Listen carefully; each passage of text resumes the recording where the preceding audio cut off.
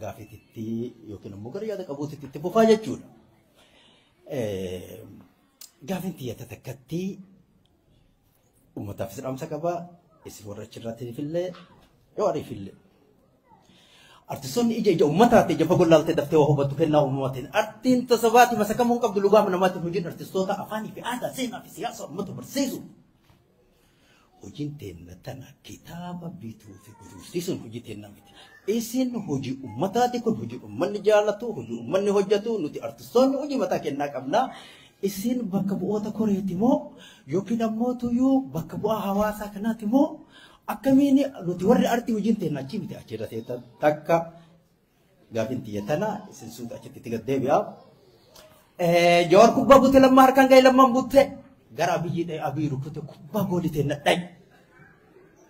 Akka kanaan ifaajeen uummataa lubbuun qabsaa'ota qabsoo wareegamtee harka kennaa bahe. Kun waan uummanni beeku waan